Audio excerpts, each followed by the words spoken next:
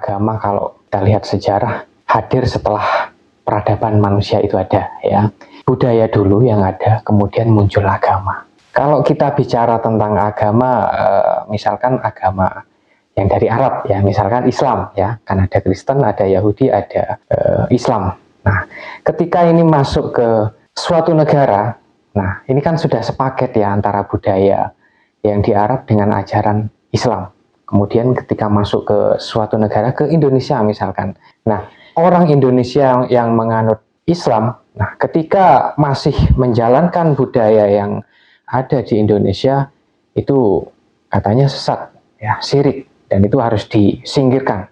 Nah, yang harus dipakai ini adalah yang budaya benar-benar dari Arab, Mas. Nah, menurut Mas Wahyu, kita sebagai orang Indonesia harus bagaimana, Mas? Mengikuti ajaran Islam dengan budayanya, atau kita beragama Islam tapi mengikuti ajaran yang sudah diwariskan oleh para leluhur, Mas? Iya, Mas Yahya, ya, memang kalau kita bicara agama itu kan ini jarang sekali ya yang mau mempelajari agama tapi juga mau melihat sejarah. Dimana kalau kita bicara agama ini tidak bisa lepas dari sejarahnya. Agama ini kan muncul jauh setelah peradaban manusia itu ada. Jadi sebelum ada agama, itu peradaban atau kehidupan manusia itu sudah ada, Mas.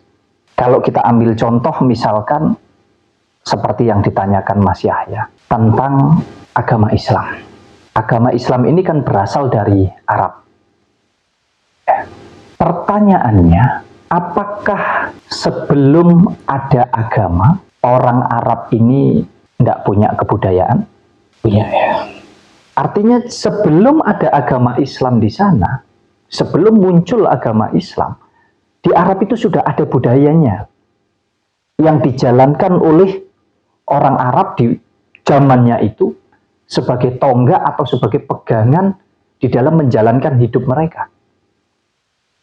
Nah, budaya itu kan dihasilkan oleh para leluhur di zaman dahulu, leluhurnya orang Arab.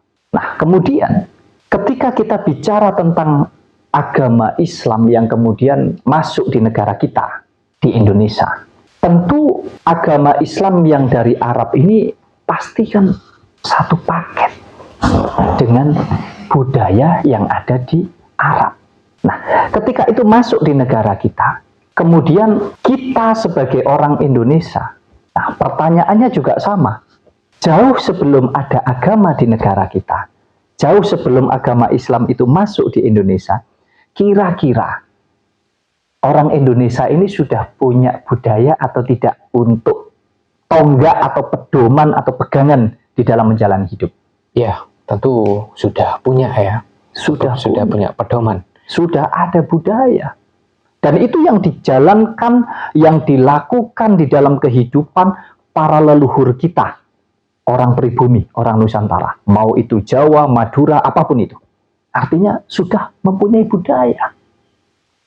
Nah, kemudian ketika masuk ajaran agama, baik itu agama Kristen, Hindu, Buddha, termasuk agama Islam, mulailah terjadi, mungkin bukan kekacauan ya, tetapi klaim masing-masing bahwa seolah-olah agama-agama yang datang ini adalah satu-satunya pedoman atau pegangan hidup yang paling benar dan yang paling suci sendiri.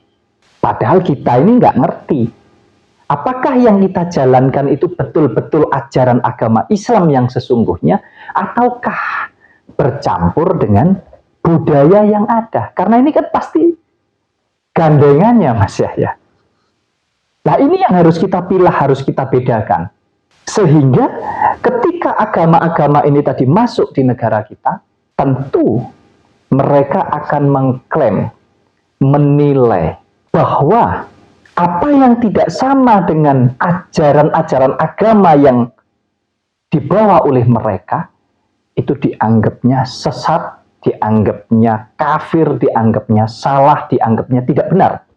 Padahal di sini ada ajaran agama, ada budaya. Bahkan di dalam agama itu sendiri juga tentu membawa budaya masing-masing. Cuman bedanya kan Indonesia tidak punya agama.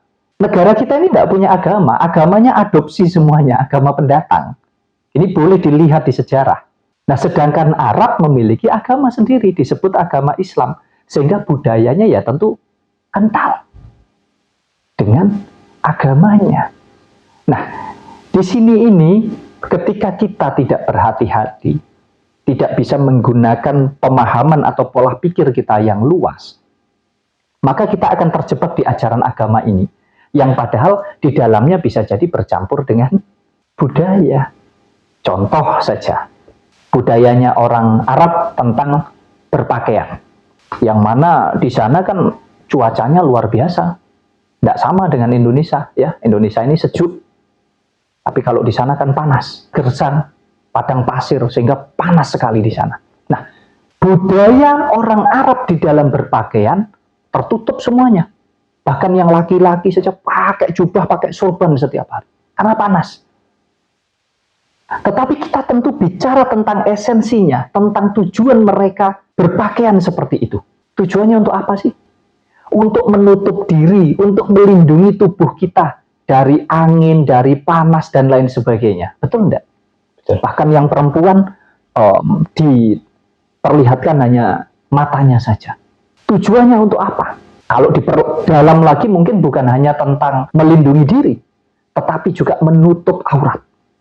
Nah, ketika budaya yang ada di Arab itu terus bercampur dengan agama dan masuk di dalam negara kita, kemudian kita ini harus semuanya berpakaian seperti yang di Arab. Kira-kira bagaimana kira-kira? Bukan tentang baik atau tidak baik. Sejauh tujuannya untuk kebaikan tentu bisa kita katakan itu baik, berpakaian. Tapi apa salahnya kalau kita juga berpakaian dengan menggunakan pakaian yang menjadi budayanya orang Indonesia sendiri? Ada yang pakai jari, ada yang pakai sarung, pakai kebaya, macam-macam. Karena udara di sini, cuaca di sini tropis, Mas. Bisa dikatakan sejuk, tidak sepanas seperti yang ada di Arab. Nah, kembali lagi kita bicara tentang tujuannya kita berpakaian itu untuk apa? Untuk melindungi diri, untuk menutupi tubuh kita, dan untuk menutupi aurat kita. Betul enggak? Betul. Sama enggak kira-kira? Betul. Nah, kalau fungsinya sama, apa kemudian cara berpakaiannya termasuk baju yang dikenakan harus sama dengan di Arab? Tentu tidak ya. Ya kan kembali tergantung kenyamanan masing-masing. Betul enggak? Nah, disinilah kita harus pinter. Supaya kita tidak saling. Seolah-olah yang pakai baju tertutup merasa paling benar, paling suci, paling baik, dan yang bajunya terbuka dianggapnya paling jelek, paling berdosa, paling salah sendiri, paling kotor sendiri. Padahal tujuannya sama. Ini baru sebatas tentang pakaian, tentang baju. Tentu ada banyak hal tentang budaya-budaya yang ada di Arab yang sekarang sudah masuk di negara kita. Bukan salah, tetapi kurang tepat ketika kita sebagai orang Nusantara, orang Indonesia, kemudian kita harus menggeser atau bahkan menghilangkan atau bahkan kita menghujat budaya-budaya yang sudah ada di negara kita ini. Seolah-olah budayanya Arab itu sudah paling bagus karena satu paket dengan agama ini tadi. Sehingga kita merasa budaya kita, budayanya orang Indonesia ini seolah-olah dianggap paling menjijikan, paling jelek begitu, Mas. Leluhur kita ini sering dihujat, dikatakan bahwa udah ketinggalan zaman, menyembah semar katanya, menyembah pohon, bikin sesajen, bakar dupa, bakar kemenyan. Padahal di situ juga ada niat dan tujuannya untuk apa. Ini yang harusnya kita mampu memahami, membedakan antara ajaran agama yang sesungguhnya dengan budaya, supaya nggak terpleset, supaya nggak terjebak gitu loh, Mas. Ya, kalau mungkin ya kita memahami lebih dalam lagi tentang agama, termasuk tentang berpakaian tadi, Mas, ya. Dimana kalau kita bicara tentang pakaian kan hakikatnya menutupi, ya.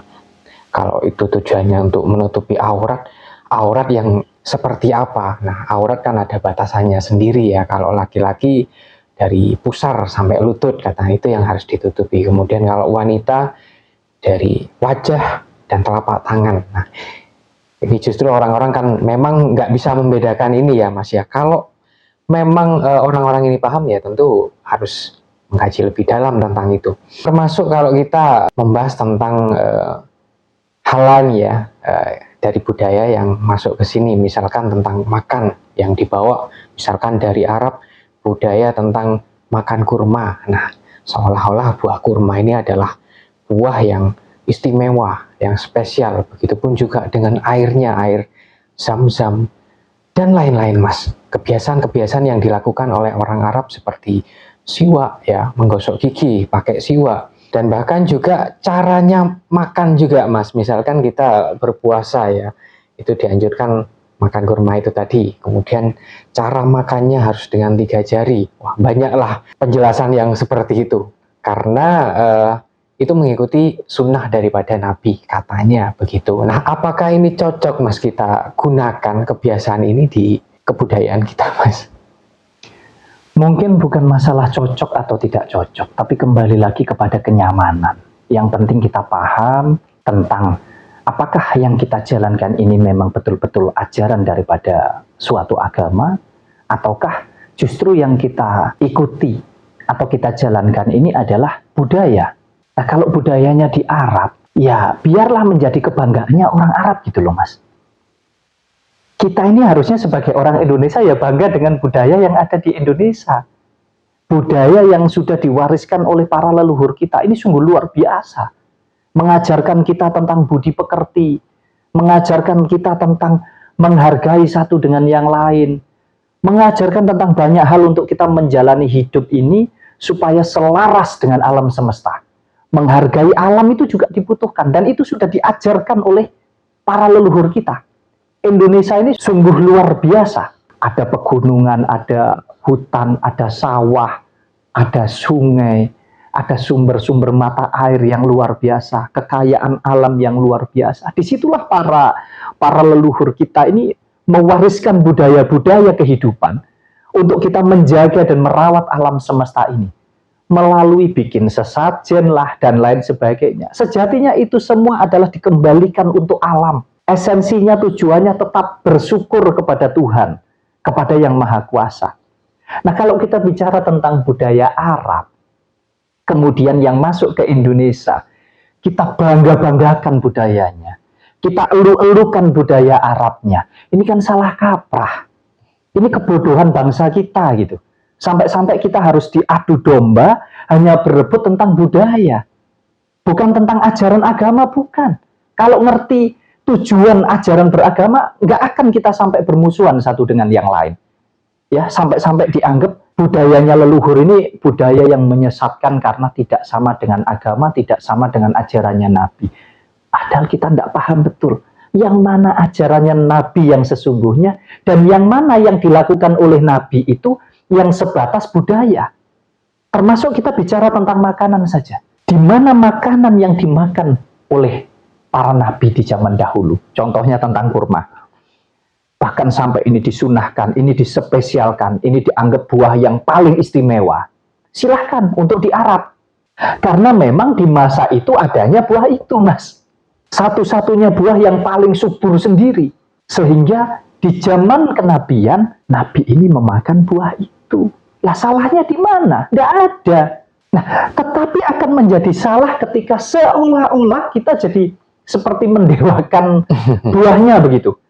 Bahwa buah kurma ini adalah buah apa ya, bisa dikatakan kalau kita makan kurma itu kayak sama saja kita ini masuk surga begitulah kurang lebih. Kalau nggak makan buah itu nggak masuk surga gitu ya. Seolah-olah begitu. Sama halnya dengan air zam-zam juga. Karena memang di sana adanya itu. Lah kalau di negara kita ini adanya air ledeng, adanya air sumur. Betul nggak? Betul. Adanya air-air yang ada di punden, yang ada di sumber di bawah pohon-pohon besar. Kemudian kalau kita bicara buah, ini kan tentang makanan. Apa bedanya dengan di sini kita makan buah pisang, buah pepaya, buah semangka, atau mungkin buah-buah yang lainnya? Karena memang di negara kita ini apapun bisa tumbuh dengan subur, Mas. Gemah ripah loh jinawi. Apa yang tidak ada di negara kita? Bahkan batang kayu saja kita tancapkan, bisa kita makan. Keluar buahnya. Contohnya ya singkong itu. Ubi-ubian itu. Ada banyak lagi. Nah, disinilah kalau tadi Mas Yahya tanya tentang kurma, terus kemudian dulu Nabi gosok gigi pakai siwak, Di Indonesia pun di zaman dahulu juga sudah pakai siwak. Tapi kan ini peradaban. Yang mana peradaban ini terus berkembang. Menyesuaikan perkembangan zaman. Masa iya sekarang kita harus masih pakai siwak, Mas Yahya? Ya. Ya. Yang terpenting adalah tujuannya. Tujuannya orang-orang di zaman dahulu, termasuk para nabi, menggosok gigi dengan siwak itu tujuannya apa sih? Kan untuk membersihkan gigi supaya tidak kotor. Nah kalau sekarang ada banyak sikat gigi, ada banyak merek pasta gigi, tujuannya sama enggak? Untuk membersihkan enggak? Sama. Sama. Justru Lalu lebih bersih juga ya. lah iya, makanya perkembangan ini tadi, kita menyesuaikan perkembangan. Ada banyak hal, ini belum tentang elektronik dan lain sebagainya, karena di zaman dulu belum ada televisi, belum ada handphone. Nah sekarang sudah ada semua itu. Nah kita harus pintar membedakan mana ajaran agama, mana budaya, sehingga kita tidak berebut. Maka dari itu, ayo jalankan agama kita sesuai dengan ajaran yang ada di dalam agama itu, yang tujuannya adalah untuk kita menjadi lebih baik dalam segala hal tentang kehidupan kita ini. Sebaliknya, kalau kita bicara tentang budaya, ya kita hormati budaya kita masing-masing. Yang Arab ya ojo ganggu budayane wong Indonesia. Lah yang Indonesia juga demikian. Jangan kemudian kita terjebak sehingga kita ini mengeluh-elukan budaya Arab. Budaya kita sendiri kita abaikan, kita lupakan, bahkan kita anggap sesat, kita anggap tidak benar, kita anggap tidak bagus. Hidup ini tentang perkembangan. Maksud saya, ayo kita filter sendiri mana yang baik dan mana yang tidak baik. Mau itu budaya, mau itu agama, apapun lah di dalam menjalani kehidupan ini. Maksud saya begini, kita boleh mengidolakan, ya, mengikuti sebagai pengikut dari para nabi, wali, siapapun lah tokoh yang kita idolakan karena ajaran-ajarannya yang baik. Tetapi jangan kemudian kita terjebak, kita harus menjadi seperti beliau. Artinya kita boleh mengikuti apapun yang dilakukan oleh tokoh atau panutan kita. Mau itu ustadz, kiai, pendeta, biksu, wali, nabi. Tetapi jangan kemudian kita harus menjadi seperti beliau, seperti mereka, begitu loh. Jadilah diri sendiri. Karena seperti apapun bahkan kita tirukan tentang cara makannya, cara jalannya, cara sholatnya, cara berpakaiannya, semuanya kita tirukan. Kita tidak akan pernah bisa menjadi seperti dia. Betul enggak? Iya. Yeah. Mas Yahya saja mengidolakan misalkan Pak Haji Rhoma Irama. Ditirukan semuanya. Stylenya semuanya sama. Bahkan apa yang dipakai, apa yang digunakan, apa yang dimakan, cara berpakaian, rambutnya, brewoknya, semuanya. Kira-kira Mas Yahya bisa nggak jadi Pak Haji Rhoma Irama? Nggak bisa ya. Nggak bisa. Pak Haji Rhoma Irama ya Pak Haji Rhoma Irama itu sendiri. Dan Mas Yahya tetap Mas Yahya. Yang berbeda hanya apanya? Hanya apa yang dicontoh tentang baju yang dipakai. Betul nggak? Tentang fisik. Artinya tentang syariatnya. Justru harusnya kita mampu masuk di dalam hakikatnya. Kenapa Nabi melakukan itu? Kenapa wali melakukan itu? Nah sekarang kita sesuaikan di zaman sekarang. Sehingga apa yang baik yang sudah diajarkan, kita teruskan. Ini kalau di Indonesia, kata presiden pertama kita, ya katanya Bung Karno, jadilah Islam, tapi jangan hilangkan Indonesianya. Artinya jadilah Islam tapi jangan jadi orang Arab gitu loh maksud saya. Nah ini kan kebanyakan begitu. Kalau sudah bicara tentang yang berhubungan dengan Arab seolah-olah semuanya suci, semuanya suci, semuanya baik, semuanya betul-betul istimewa, spesial. Padahal kita ini jauh lebih istimewa loh.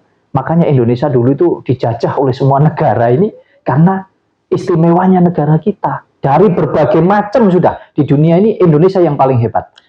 Karena alam semestanya yang luar biasa. Nah ini kan sayang sekali kalau harus terpecah belah kita ini hanya karena berebut tentang ajaran agama dan tentang budaya yang kita sendiri kadang nggak paham esensinya untuk apa. Kalau kita bicara agama adalah untuk bertuhan. Berarti kalau kita paham betul tentang agama, ya kita harus paham betul tentang ketuhanan.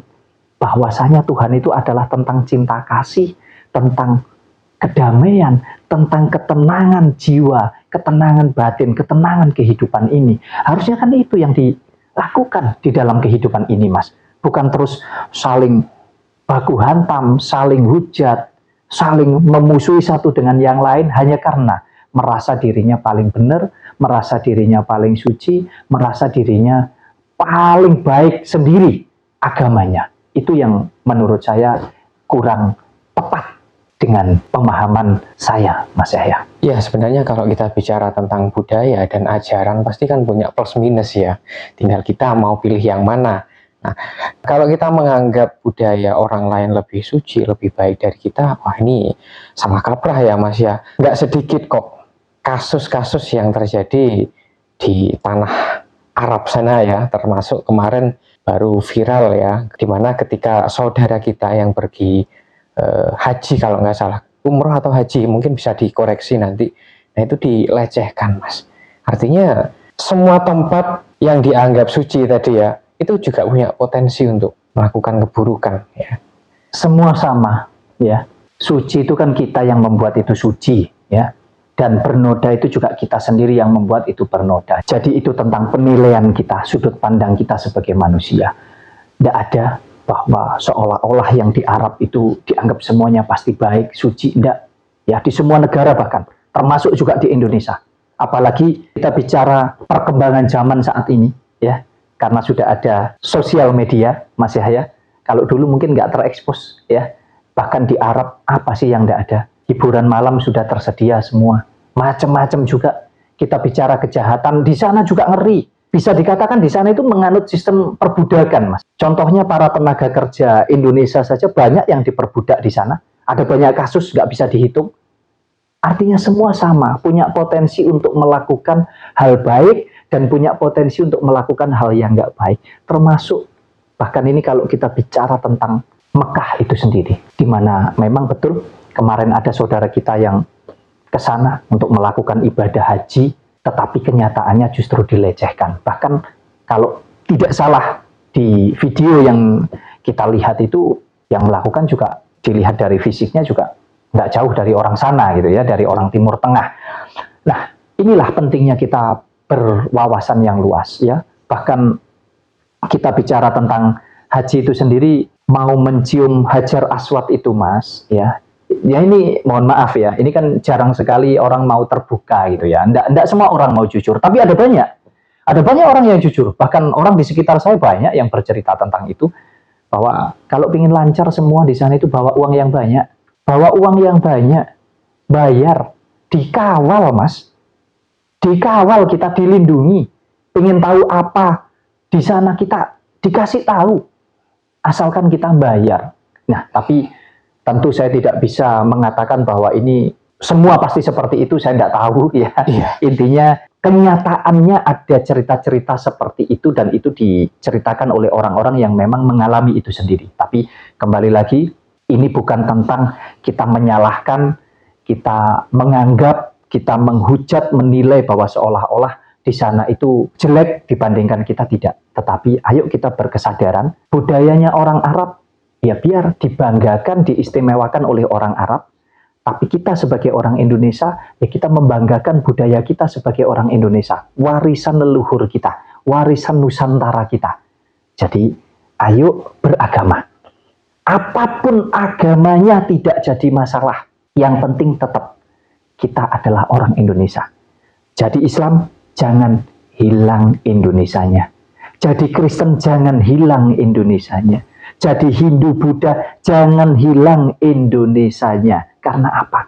Karena memang Indonesia ini ya patut untuk kita cintai, untuk kita sayangi, termasuk tradisi dan budaya yang ada di seluruh Nusantara ini.